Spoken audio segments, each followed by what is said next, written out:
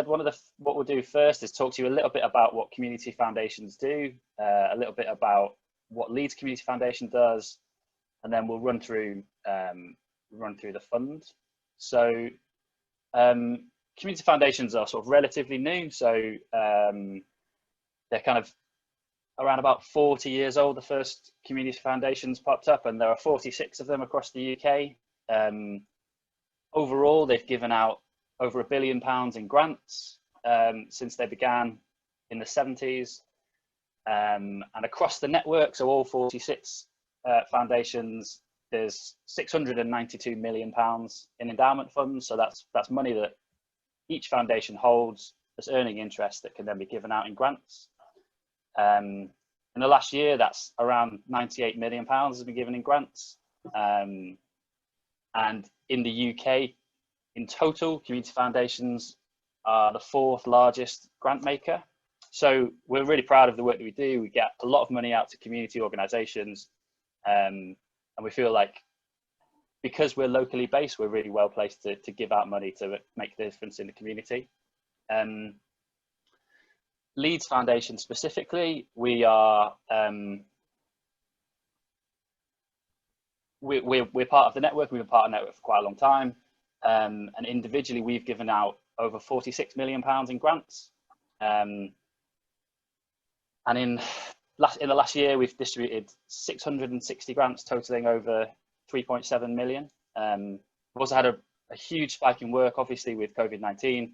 And one of the main things we've been able to do is distribute over £3 million in kind of 6 months. So almost the whole year's work in a really short space of time to get money out to the community organisations that need it most, that can do the most good work in the community. So generally our grants are about supporting people in Leeds, but this is a slightly different grant. So obviously it's working across a much wider network because it's the Northern Gas Networks and the Northern Power Grid areas. So it's across all of Northern England. So, you know, you might not have worked with Leeds Community Foundation before, but it's really good to see that, as I said earlier, a sort of a spread of new faces. That's really, really good. So the other thing that community foundations do, as well as distributing grants, it's about trying to be a voice for the third sector, really. So championing the cause of all the work that the groups do, but then also inspiring businesses and donors to give money. So one of the things that's really important for us to be able to do is to demonstrate the impact of the work that you guys all do, because then we can convince people that it works, and then get them to give us some more money. So we try to give our money out efficiently to high quality community work that supports local people. And we like to think that we're experts in the work that we do, because we really, as I said earlier, we gave out over 660 grants last year. And that means that we know a lot of the local organisations that are doing the work. In this grant, we're working with other community foundations to help get the word out about this. And so again, we feel like we have a lot of information on the ground about what the picture looks like, about the work that needs to be done, and who the people who are best placed to do that. So just move on to the next slide, Rachel.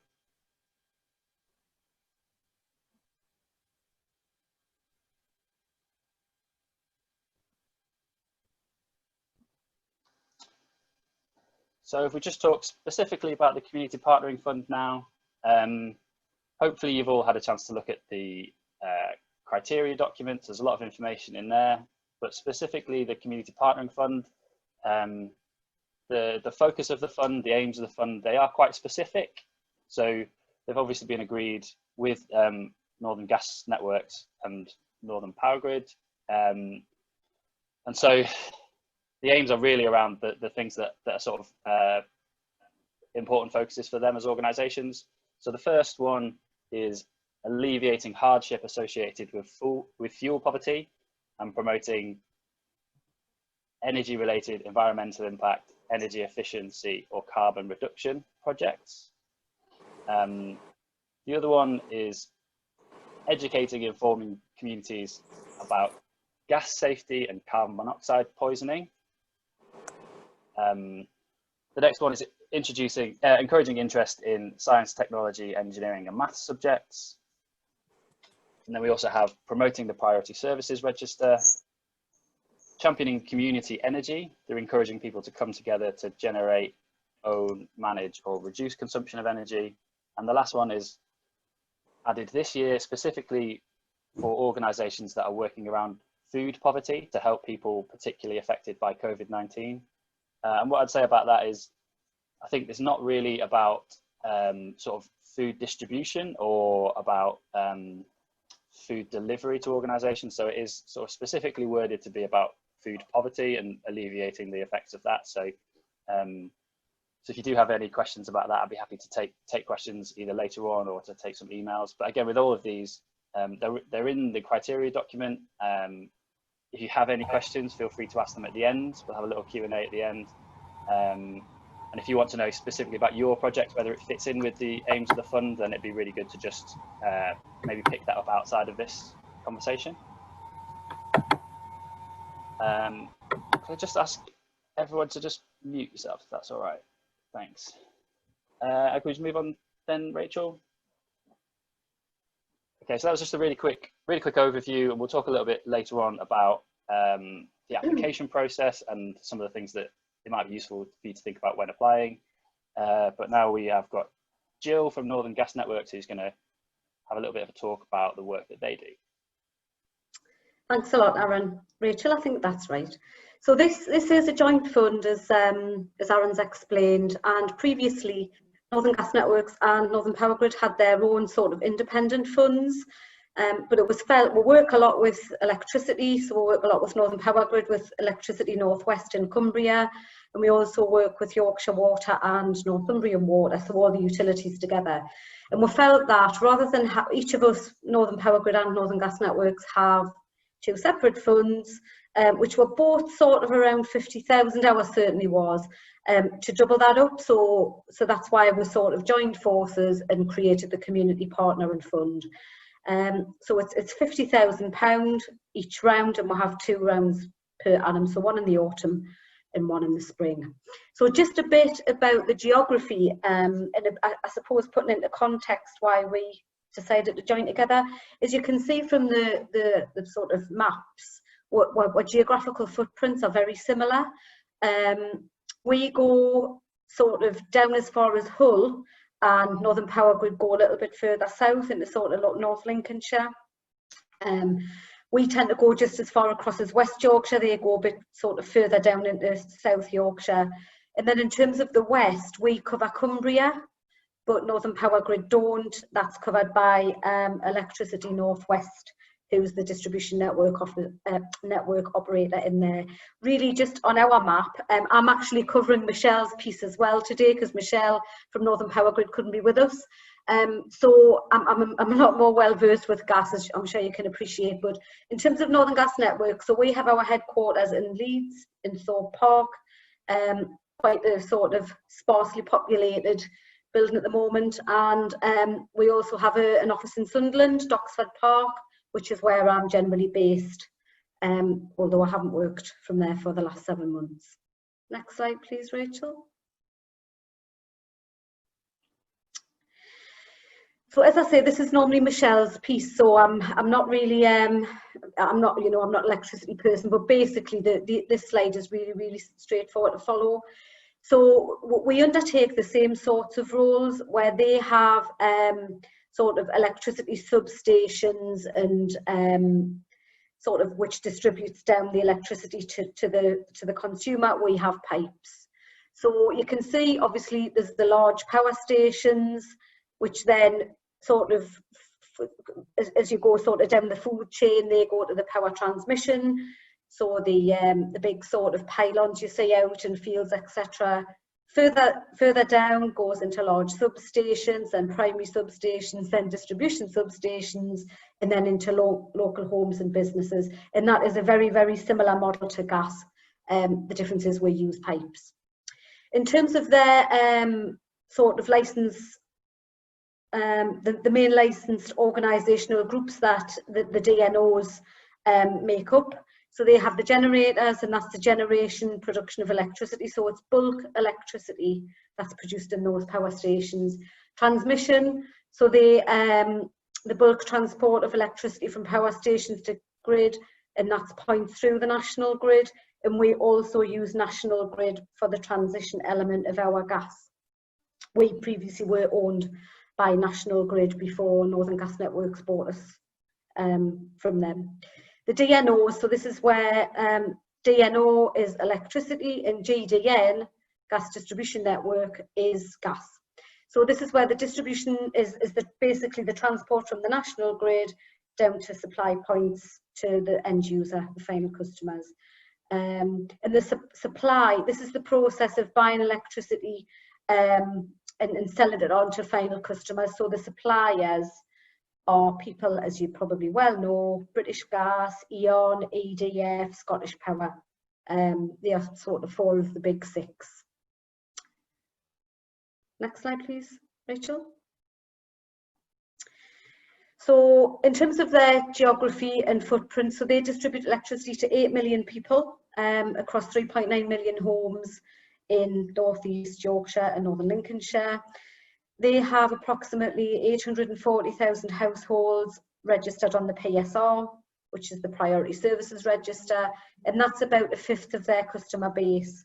And this is where we tie in with them, because we have a special condition to sign people up for the PSR, but DNOs have a license condition to sign people up. And if you've got any questions about PSR, then I can answer those hopefully later on. And then they've also done, they do a lot of social indicator mapping, as do we, and that's shown that in 2 of the 9 main operating zones, so Tyne and Wear and Teesside, over half of the population are in the UK top 30% for poverty. So obviously making their operating area and our operating area one of the most socially deprived in the UK, which is why we have this fund to try and alleviate some of that hardship. Next slide, please, Rachel. So they have social pillars similar to us. Ours are called community promises.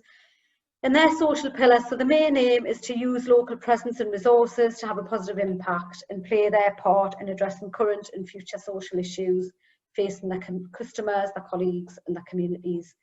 And they have 3 main objectives, and that's around vulnerability, affordability and education. And the enablers they use to achieve those objectives are partnerships, same as us, and colleague engagement. And these are all supported by robust governance processes and measures, and the things they do themselves as a team and as a business.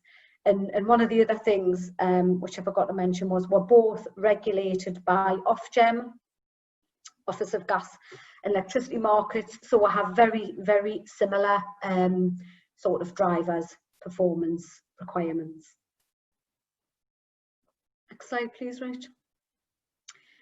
So in terms of their approach to fuel poverty, they sort of raise awareness around education. So they have energy heroes and they work quite a bit with AHEAD partnership. So that's how they communicate the education piece around fuel poverty, you know, how to manage your bills in terms of school children that go in, they deliver school sessions when the schools are open. I believe that they've obviously had to change their services and make it digital, as we all have over recent months. So they have a direct support for those in fuel poverty and other sort of vulnerable customers, and that's called Power Grid Cares, and that's on their website. And they have a close partnership with Citizens Advice in Leeds and Newcastle. They work with the Trussell Trust around food banks right across the region. And they also work in Tees Valley, North Yorkshire, West Yorkshire, Hull and East Riding with Green Doctors, who are part of, they sort of fall within the Groundworks organisation, and we jointly fund the Green Doctor Comfortable Living project with them in those areas. So that's another sort of partnership we have with them. And then the innovation is the Community Partnering Fund, and Resilient Homes, and to be honest, I'm not really sure what the Resilient Homes is, but if anybody has any questions with regard to that, I can certainly take that back to Michelle.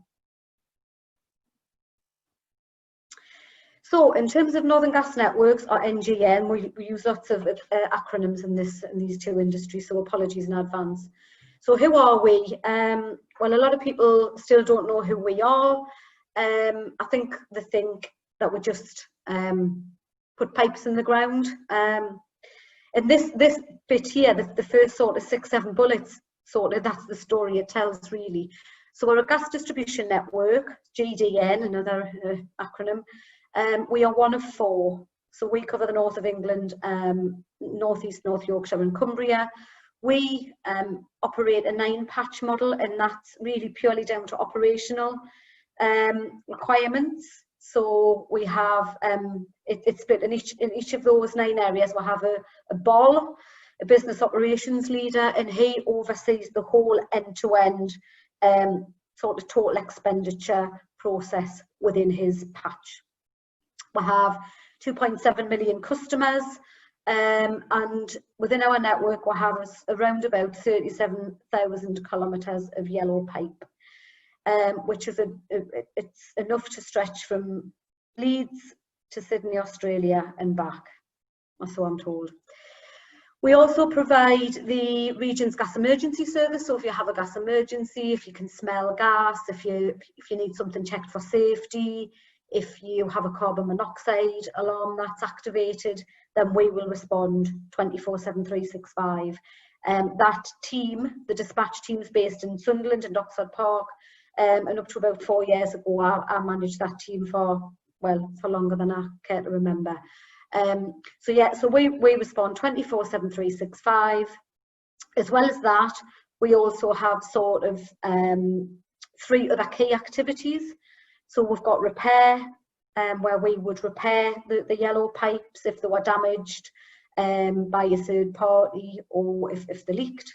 We have planned replacement activities, and so our mains replacement programme is where we replace all sort of metal pipes, so cast iron, steel, ductile iron, which is prone to leakage, as you can imagine. And we've got a target to replace that with the yellow PE, and that's around around 500 kilometres a year. And then we also do new gas connections, and that includes, and again, this is something that isn't, broadcast very well, and we need to do a much better job of it, is we can connect people to the gas network through our fuel poverty network extension scheme, and they effectively get a free gas connection providing they meet certain eligibility criteria, which is generally around if they're on a low income and it's a high cost utility fuel bill. We have around 1,200 direct employees, and we also have 800 direct service providers. In old money, these were contractors, but now we'll give them the title DSPs, because other than who sort of pays them directly, they're sort of badged and branded as NGN. So they will have vans that have got the NGN logo on, they follow policies and procedures that we set, and they're taken to task if there's any issues. So that's what DSPs. But for me, this is the more interesting bit. With social obligations, which is really my bag. So I've mentioned the Fuel Poor Network Extension Scheme, and I'll come on to that a bit more in the next slide, I think. So that's an obligation where it is upon all of the gas distribution networks, albeit we've got different targets to achieve. But that's basically connecting people who are in fuel poverty to the gas network. We also have an obligation to raise awareness of carbon monoxide. We've got a really easy target currently for that. That will change next year when we move into our new contract period with the regulator. So we have a contract with Ofgem, started in 2013, finishes 31st of March 2021. That was an 8-year contract. From 1st of April next year, we'll go into a 5-year contract, and that is, some same bits are in there, the top 2 are, but there's a lot more around vulnerability, which for me is music to my ears, really, acknowledging that it's a massive issue. So the third obligation is really just other, and that gives us free rein to do anything, and that's why I always put in there we are more than just pipes, because it gives us opportunities to do loads of other stuff, which is on the next couple of slides, including this fund.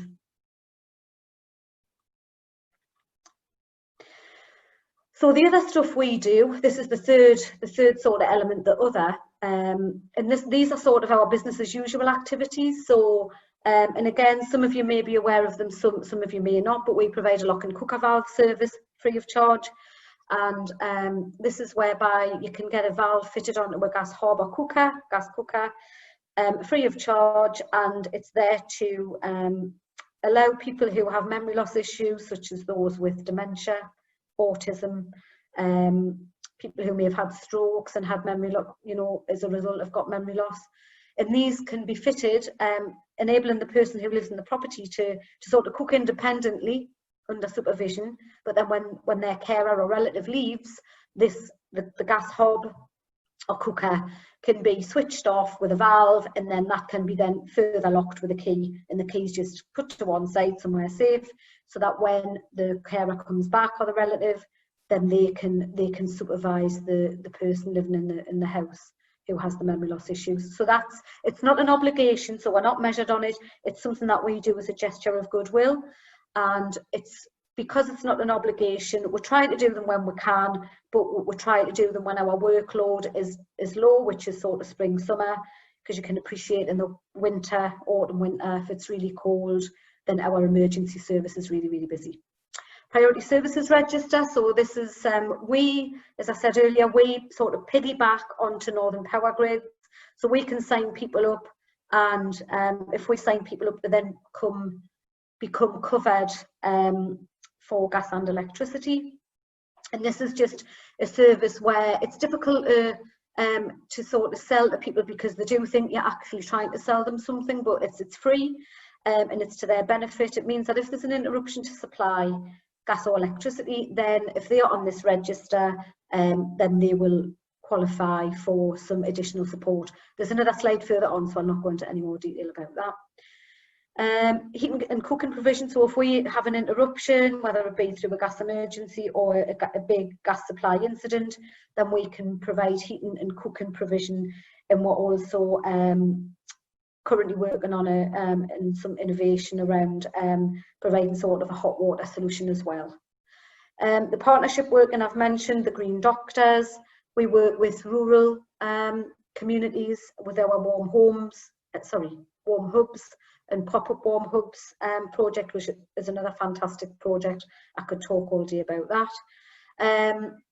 Infrastructure North is what I mentioned earlier, so it's gas, electricity and water collaborating, and then obviously we've got this fund with Northern Power Grid. In terms of our mains replacement activities, which was on the other slide, so this is where we've got 500 kilometres of pipe, around about that per annum, to replace. So we have, in terms of our vulnerable customers, we have mitigation plans. So our customer care officers, who are sort of our boots on the ground, as well as our engineers, they will go and they will door knock up front prior to doing a mains replacement project, because sometimes these projects last maybe 6 to 8 weeks, sometimes even longer. So we're sort of camped out in localities for a long time, and that's where we can really get to see sort of wants and needs and support that's required. And through that process, they will identify vulnerable customers, and then that allows us to provide additional support when we do come and interrupt supply to replace the main and replace the service, and then reconnect it to the new main. So that's the mains replacement. And then we've also done a couple of really interesting research projects with National Energy Action, which is the National Fuel Poverty charity you may have heard of. And this is, the first one was called Making Every Contact Count, which our obligation as a gas distribution network is to make safe. So it means we've got about 220 first call operatives who are emergency responders, and they will go to a property. We're in a really privileged position where we're actually invited into the property because the customer wants us to keep them safe. So really privileged position. And once we get in there, we can see and hear stuff that a lot of other groups don't have access to.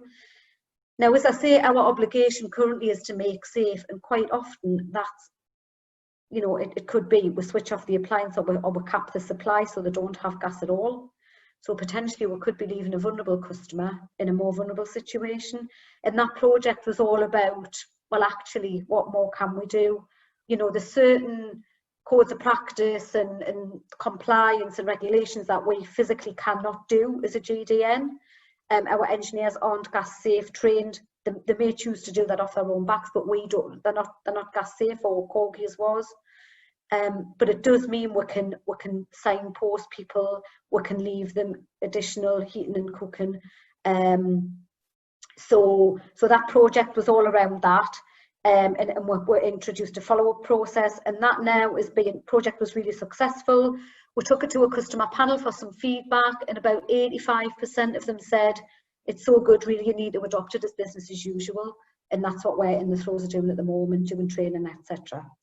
And then connecting homes for health, this was a one really close to my heart, because it nearly didn't get over the line, and there was lots of challenges with it. But this is basically about connecting people to the gas network, as I said before. Generally and currently in this contract with Ofgem, health criteria isn't one of the sort of qualifying criteria. So it's solely around sort of fabric of the home, what the EPC rating is, but also income, benefits, and cost of your fuel bills. And this project was a research project to actually try and prove or disprove if by connecting people to the gas network there was a benefit. And there absolutely was. You know, people, even down to people's mental health, educating the children, you know, everybody no longer having to sit and live and sleep in one room, no longer having to put wooden pallets on the wall to try and keep them warm. Really, really eye-opening project that was. And as a result of the outcomes of that, there's currently a document from Ofgem that's out for comment at the moment, and we're going to try and inform our next regulatory period with Ofgem to see if for this obligation we can have health criteria introduced as part of the eligibility criteria. So all gas networks are really, really pushing to see if this can be introduced. Next slide, Rachel, please.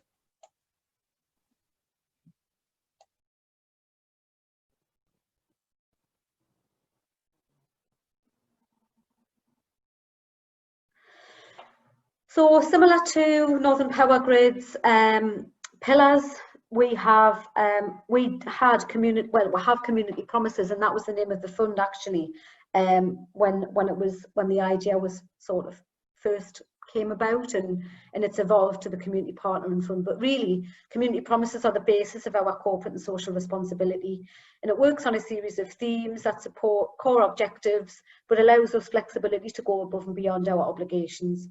It allows us to engage with individuals, organisations, communities, but still maintaining focus on what we'll hope will be mutual beneficial outcomes. And these are our 5 promises.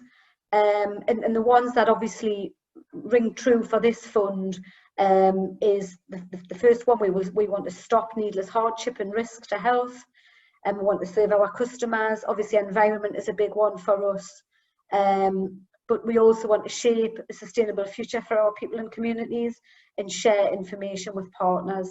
And we're really keen to, one of the challenges we have is we're not a very well-known brand, and we don't know about customers who are hard to reach, and that's why we use this fund, because people like you and your organisations, you can get right to grassroots where we cannot.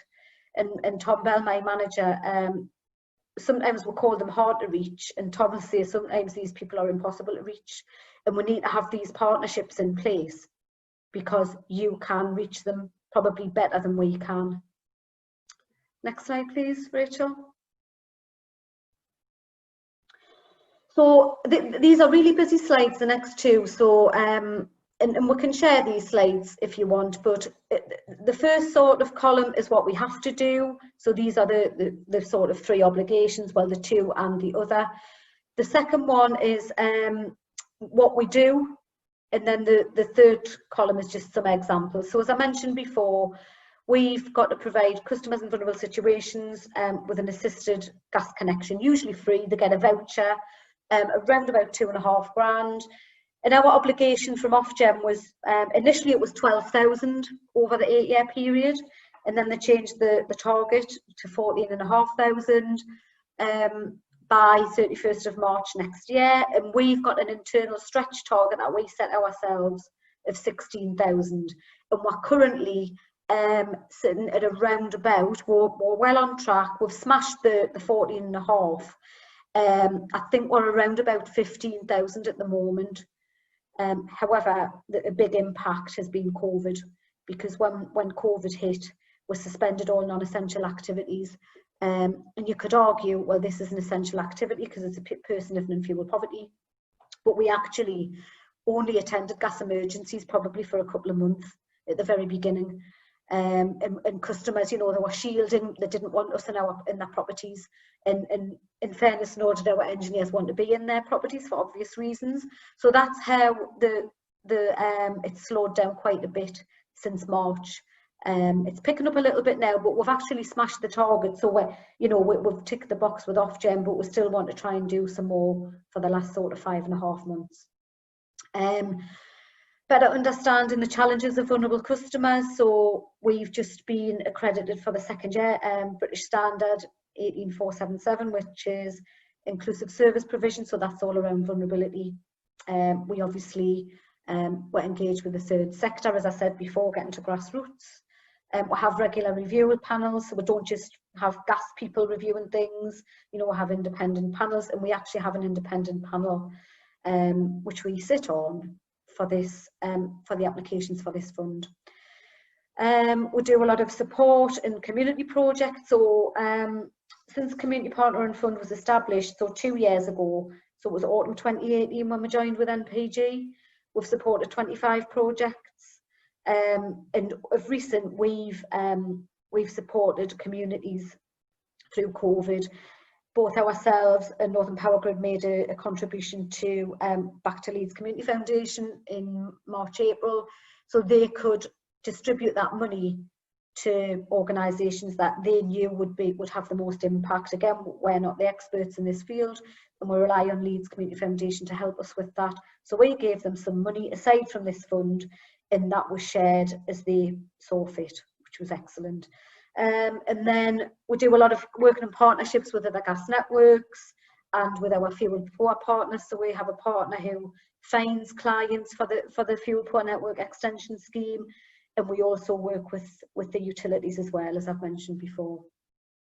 Next slide, please, Rachel. Carbon monoxide, a big one. So this is known as the silent killer. I just delivered some training yesterday actually to some fire and rescue people around this, and that's another partnership where they do about, certainly in the northeast, Tyne and Weir, they do something like 12,000 home visits a year. We won't do that. We'll go in for a gas emergency, but you'll meet Northern Gas Networks probably once in a lifetime with a gas emergency. So we use trusted intermediaries like ourselves, like fire and rescue, so then they go to home visits when they're back up and running and they've just started with the vulnerable customers, and they can inform about carbon monoxide. We also have Safety Seymour, which is an education piece around carbon monoxide. It's a teddy bear who saves the children from carbon monoxide poisoning. He comes from outer space. And that's something that we offer to Key Stage 1 and 2. And then on the back of that, we have a competition, a national competition, which all GDNs run. And that's all to do with gas CO, carbon monoxide, gas safety. And generally what you find is a lot of the kids who have had the Safety Seymour session will do pictures, poems in that, and they submit them to the competition. We also had a Seymour villain, so he was Safety Seymour's the good guy, Seymour villain's the bad guy, and we had, I think, over 700 entries. That was just a Northern Gas Networks thing, and we had a competition about that. What we find, or what we do is, and it's different to some of the other gas networks, they tend to give out like carbon monoxide alarms all of the time. We do give them out to those identified as most vulnerable, but what we find is it's the education piece is more important to us. So we invest a lot of time and resource and money in educating around CO. But as I say, further down on one of the bullets, we'll provide CO alarms. We can deliver training. As I said, Tom and I delivered some yesterday, and it's BPEC accredited. So that's something we can offer aside from this funding, there's other stuff and training we can offer, so it doesn't always need to be financial. So I think just the last thing, we've just as well this year become members of the Business in the Community, and we've been on lots of webinars where we're sharing best practices with other businesses who, you know, are really good at diversity inclusion, which we aren't, but we're really good at some of the social stuff, some of the IT stuff. So that's a good inroad for us, because what they do well, we'll try and ask them to share with us, and what we do well, we will most definitely share with those members. Next slide, please, Rachel. And then I think this is my last slide, you'll be pleased to know. So we, during COVID-19, so this is just a bit about what support we provided in the last 7 months, and then our GD2 commitments. So first of all, COVID-19, so we sort of, we wrote out to all of our community partners and asked if there was anything we could help with. And I'm sure some of you have been in this position. A lot of the staff were furloughed. A lot of the volunteers couldn't volunteer because they were shielding. An absolute challenge. So in the absence of support for them, what we did have at this time, and I think similar to Michelle and Northern Power Grid, we had resource and we had time and we had a man or a woman in a van that we could help with. Because as I say, we were only doing gas emergency stuff. So we supported hospitals, hospices, care homes, schools. We gave them tablets, like technology, so they could especially the care homes and the hospices where they weren't able to have visitors, they could do sort of WhatsApp calls, FaceTime calls, etc. with family and friends. We gave lots of PPE. We had random requests for a care home wanted a hairdryer. Well, I call them old-fashioned hairdryers, but I can remember them, where you sit in the seat and there's like a big thing that comes on top of your head. We had all sorts of requests. The business said we could do unlimited volunteering, probably apart from our first frontline workers, because normally we'd get 2 days a year per member of staff. That was unlimited. As I said, we gave the additional donation to Leeds to give out to the resilience funds, and also we, again, and this was requested by a couple of our partners, was we couldn't do face-to-face stuff, so could we create some training courses online? So we created a priority services register training course and a little test at the end, and similarly we did one for carbon monoxide, and we're just about to launch one for energy efficiency and environment. So that's just a flavour for some of the support that we gave. Obviously, as we got remobilised, this dropped off, but we actually were doing some work with Age UK and Gateshead, and we've still got some of our staff, I think about half a dozen, doing welfare calls, because our staff just didn't want to give them up. So because I think it's been mutually beneficial, the people who we've been ringing and checking up on have really appreciated it, and I think our staff have really wanted to do it, and they've had some great job satisfaction. So that's still ongoing, which is really good. And then this last bit is GD2, and it's called Gas Distribution 2, and this is our sort of next 5-year business plan with Ofgem, which starts in April. As a run into that, we appointed 9 strategic partners, some of them born out of this partnerships we've built up through this fund, and we'll have one in each of those 9 patches, as I mentioned earlier. We looked at social indicators in each of those patches, and we've tried to map a partner to the sort of the key social indicator in that patch. So for example, in Hull, we work with Hull Children's University, and they do a lot of work around with schools and poverty. So that was the key in there. In Northumberland, we've got Warm Hubs, and they do a lot of work around rurality, social isolation, and people off the gas grid. The other thing that's coming in our next 5-year contract will be a hardship fund, and that's going to be around about £150,000 per annum.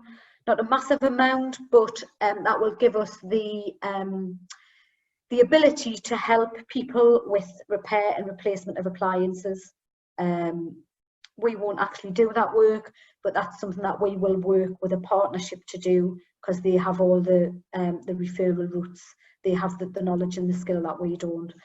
We've also got a vulnerability in carbon monoxide allowance, which is coming, and that's a £30 million pot for 5 years, so over 5 years, but that's for the 4 gas distribution network. So some of that will be collaborative work, and that's going to be the use it or lose it allowance, which basically it'll do what it says on the tin. If we don't use it, we'll lose it. So the chances for us to grow small projects that come through on the likes of this fund, if they can be replicated, if they can be sort of self-sustaining, then we would look to grow those projects. We're introducing a vulnerability competency framework, which means every member of our staff will have an element of vulnerability training. Obviously, those working at the pointy end, frontline workers will get more specific, bespoke training than somebody, say, in finance. And then the last bit, which I've covered, is this. Ofgem have got out this governance document around the Fuel Poor Network Extension Scheme, and this is where we're going to try and get the health criteria introduced as the part of the eligibility. And I think that's me done, Rachel. I think there was one question in the chat. Do you want to just check that there wasn't any more slides, Rachel? I don't think there was.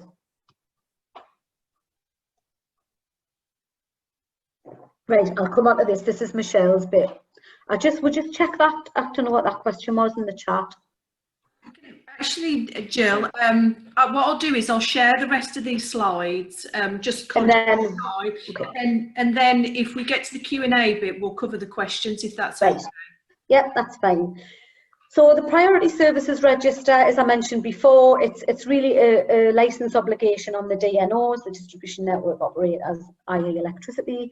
And our obligation, it's a special licence condition for us. And if we see someone that may benefit from signing up and looks eligible, then we have to try and we need to offer that service to the customer. Some don't want to be signed up, some don't see themselves as vulnerable, especially some of the older people in the older generations, they just want to crack on, and so that's something we've got to offer. So as you can see, there's a number of needs codes. So there's age-related, there's safety, there's poor mobility, communications issues, chronic or serious illness. So you'll get a feel for the sort of overarching key areas. One of the key ones, which is sort of the priority of the priorities, is medically dependent equipment. So this is if people have got oxygen at home, or they've got like they've got a refrigerator, medicine, etc. So as Rachel's just sort of opened up the rest of the categories, there's something like at the minute 27 or 28 needs codes. So really, if you know somebody who's old, I mean, the key ones are pensionable age. So, and sometimes people say it's over 65. Well, actually it isn't, because people might not retire until they're 70, or people might retire when they're 55. So it's pensionable age. Children under 5, if a family's got children under 5, not a lot of people are aware that that's one of the qualifying criteria. And then the others are, if you can't communicate in English, if you've got physical impairments, you may be in a wheelchair, you may use a stair lift.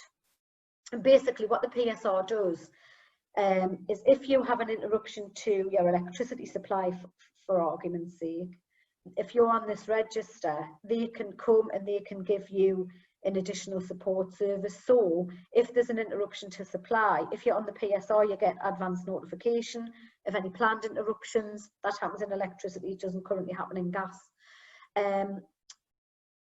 The electricity network operators have a lot more sort of interruptions or incidents than we have. I think they have about 250 to 300 a year. In gas, touch wood, we have about 3 or 4 big incidents a year. And when I say big incidents, means we might have more than 250 customers off gas for whatever reason. It could be Northumbrian Water have gone through the gas main and it's filled up with water. Could be that the main breaks and we'll lose the gas to a village. And that's when we would identify which of those customers in that postcode area are currently registered on the PSR, and that's where we would get the boots on the ground to go and give these people a call.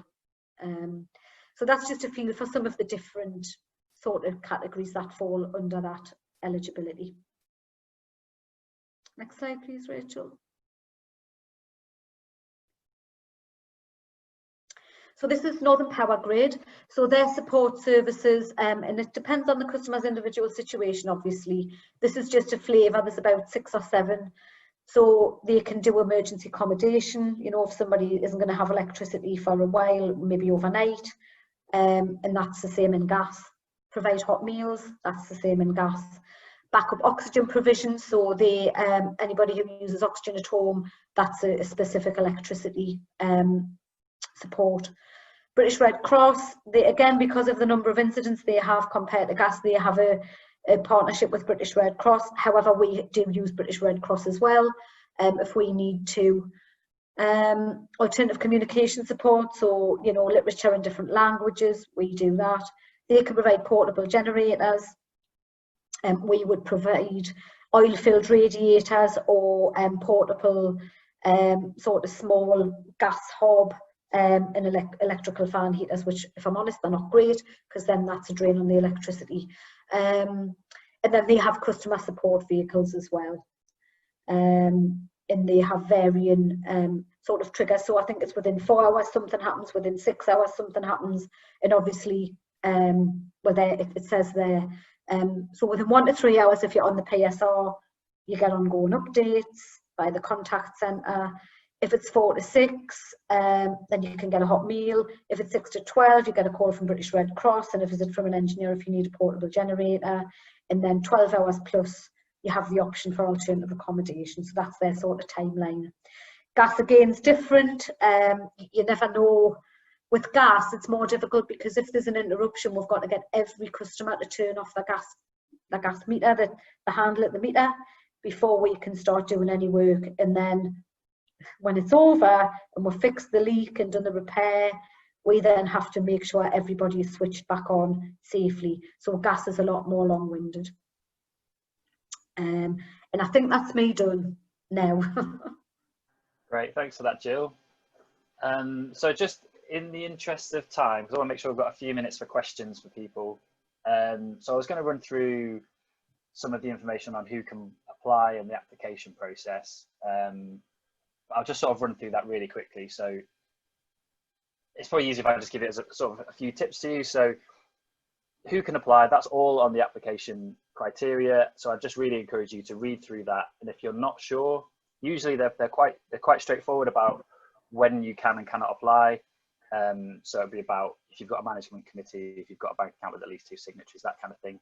They should be pretty obvious, but if you're not sure at all, then feel free to contact us and I can go through that with you and sort of talk to you about your eligibility. And then in terms of the application process, the form is completely online, so you can register and you can start, you can save your progress and come back to it at any point.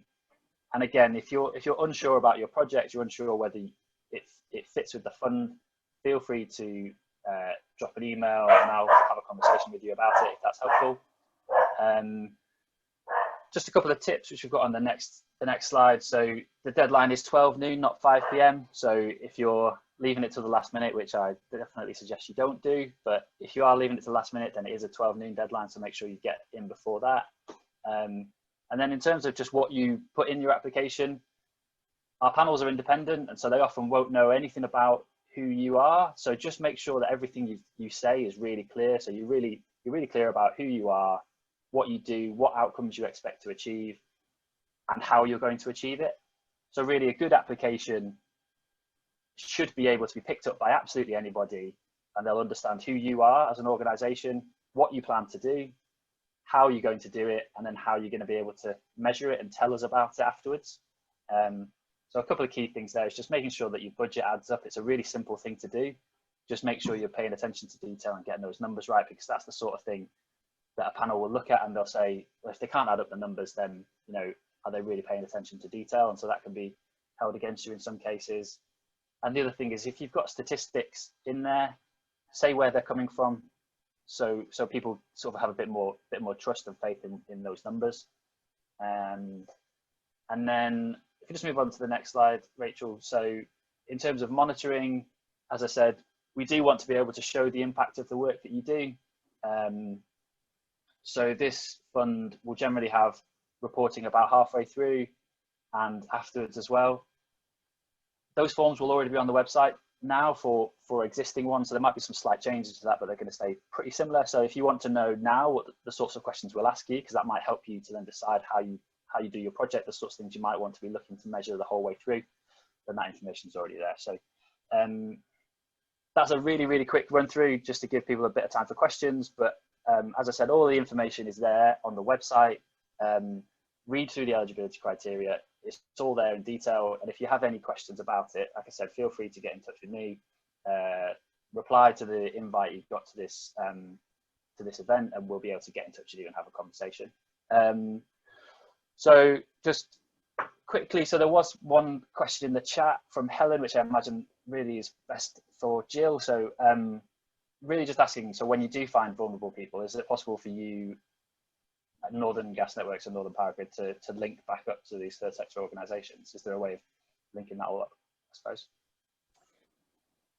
Oh, the answer is yes, I'm sure we can. A lot of the time, Helen, we rely, the customers who are living in vulnerable circumstances are generally identified by our engineers when they go to a gas emergency, or our customer care officers if we have a planned mains replacement activity. So they are the two main sort of processes whereby vulnerability would be identified. Now, for the Making Every Contact Count project, which we're rolling out across the board, and actually North Tyne and Bradford were the two pilot areas for that project, and they're actually going to be the first two to go live. We actually created a little sort of advice leaflet for the engineers to leave. We're restricted on space, if I'm honest, and our comms team have been quite strict on, you know, the numbers we can put on there, and I think we've only been allowed 6 numbers. So we've included citizens advice, I think we've included step change, and we work with Highfield Cooperative as our strategic partner, but it may well be if they haven't updated that document, the leaflet, we can get that changed. I want to try and give customers like a one-stop shop. So if it's for financial advice, they could ring step change. If it's for lots of other stuff, they could ring citizens advice. I think we've also got an organisation who can advise on grants and things from suppliers, turn to us. So it was really just identifying the key contacts in each of our 9 patches. So if you think, you know, your organisation would benefit from being on there, then that's a question I can ask our comms team. I don't know if that helps.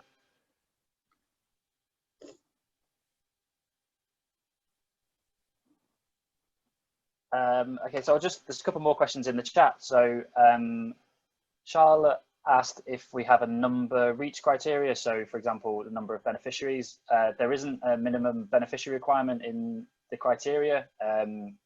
Obviously we asked the question, so we want to understand how the money we spend reaches a certain number of people. But obviously we understand that the level of impact that you have will determine the number of beneficiaries. So you might reach a huge number of beneficiaries, but with a very sort of low impact, or you might reach a smaller number of beneficiaries with higher impact. And that really is just then for the panel to decide how they feel best to spend the money. There's a question from Sarah about the alleviating food poverty strand. I think probably best for that is if you drop me an email and I can have a conversation with you around the sort of work that you're planning to do and see if we think that it is something that's going to fit in, rather than sort of talking too specifically here. Aaron, just on that one, sorry Aaron to interrupt. That's fine. Just on that one, so as Aaron said earlier, there was only ever 4 themes in the fund, and it was fuel poverty, energy efficiency, priority services register, electricity and gas safety, which obviously carbon monoxide falls within that, and STEM. But we've had a couple of stakeholder events that during the pandemic with and really well attended, might I add, and we sort of encouraged feedback from the stakeholders, and they were really keen to have something around community resilience, COVID-19 support. And one of the things that did come out on more than one occasion, it was a key theme was food poverty, the amount, more people using food banks. Challenges with food banks being manned because some of the volunteers were from the older generation, and they were shielding. So, but food and people just not able to get food was a real key theme. So that's why we felt high level, why we wanted to use food. But Aaron, obviously you feel free to continue that conversation offline, but that was one of the drivers. Stakeholders told us that was a big issue as a result of the pandemic, which I think didn't surprise any of us. Yeah, thanks for that, Jill. So yeah, we're just running over a little bit, but I'll just answer the last question we got from Bryony. As I said, if anyone else has any other questions, then feel free to get in touch with us. So Bryony asks about the fact that the guidance says there's priority for projects under 5k, but the upper limit is 10k. There isn't really any additional guidance on projects that are at the upper end of that. Really, as Jill said earlier, there's sort of a fixed pot of money, and so really what it means is I think the panel are much more likely to prioritize smaller projects, because that means that they can have a wider reach and get to more projects. But if a project is particularly deserving and it's applying for somewhere between 5,000 and 10,000, then it's not excluded. So it's quite hard to just say sat here whether it will or won't be funded. I think really that's the sort of thing that will get decided in the panel. It will depend on how many applications we get, the quality of the applications, and where that application sort of ranks in terms of the others. And it might be the case that if that's the absolutely best application, then there's a good chance it will get funded. But it could be that there's 30 amazing applications, and then it might be a case of the panel trying to decide the best ones to fund to reach the most people. So that's sort of a bit of a difficult one. And there is one more question, but I can pick that one up outside of the chat, if that's okay. So if anyone has any more questions, if you could, Rachel's just put the email address in there, so it's grants@leedscf.org.uk. They'll get forwarded to me, and I can answer those. But hopefully that was useful for everybody. Hopefully you got a bit of information about the fund and about sort of the reasoning for the fund from Northern Power Grid and Northern Gas Networks and all the amazing work that they do. Hopefully looking forward to reading all of your applications when you come in, if you all choose to apply. So yeah, thank you very much from me. Big thank you to Jill for that talk that you gave there. And as I said, if anyone has any further questions, then feel free to get in touch, and yeah, I'll pick them up with you later on.